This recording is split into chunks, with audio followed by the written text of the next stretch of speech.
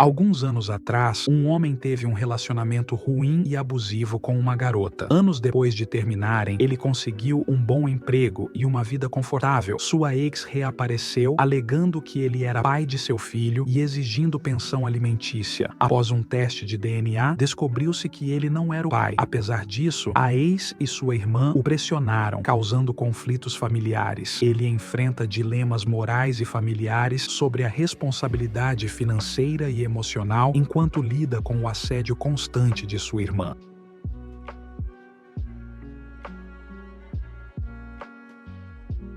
Minha ex-esposa exige pensão alimentícia. Alguns anos atrás, eu namorei uma garota. O relacionamento era ruim porque ela era muito controladora e abusiva. Terminou mal e nós terminamos. Eu continuei com minha vida. E depois de alguns anos eu consegui um emprego decente, suficiente para resolver todas as minhas necessidades, numa vida confortável com algumas economias. O problema é que, alguns meses depois de conseguir meu emprego, minha ex entrou em contato comigo e pediu para eu conversar. Eu acreditei que ela poderia querer se reconectar ou algo assim. Em vez disso, ela apareceu com uma criança de 5 anos, alegando que ele era meu filho e exigindo pensão alimentícia. Não acreditei nela, mas a idade da criança correspondia ao tempo desde que cortamos contato. Pedi conselho a um advogado, um amigo meu, para tentar resolver isso fora do tribunal. Ofereci-me para assumir a responsabilidade, pagar todos os custos e ser uma parte ativa da vida da criança. Somente depois de fazer um teste de DNA, todos estavam bem com isso, exceto minha ex. Ela se mostrou ofendida e exigiu que eu simplesmente desse a ela o dinheiro que ela merecia. Ela usou todas as desculpas que pôde, até mesmo contatou minha família para dizer que eu estava tentando evitar assumir a responsabilidade pelo filho dela. Quando ela ficou sem desculpas, e o teste de DNA finalmente foi feito. Surpresa, eu não sou o pai. Ela ficou tão brava com o resultado e chorou sobre o dinheiro, dizendo que era injusto e que ela merecia, mas não conseguiu nada. Passando para a semana passada, teve uma festinha na casa dos meus pais. Meu irmão, um amigo e eu estávamos conversando, e meu irmão começou a brincar sobre a situação com minha ex. Meu amigo e eu começamos a brincar sobre isso também. Alguns dos nossos comentários eram um pouco sombrios e ruins, mas estávamos longe do resto das pessoas. Literalmente estávamos do lado oposto da casa. Ninguém mais podia nos ouvir, pelo menos era o que pensávamos. Estávamos rindo feito loucos quando minha irmã apareceu muito brava e me empurrou contra a parede. Ela tinha nos espionado e ouvido nossa conversa e estava realmente brava. Ela começou a gritar conosco sobre como éramos pessoas horríveis por zombar de uma pobre mulher. Algumas horas depois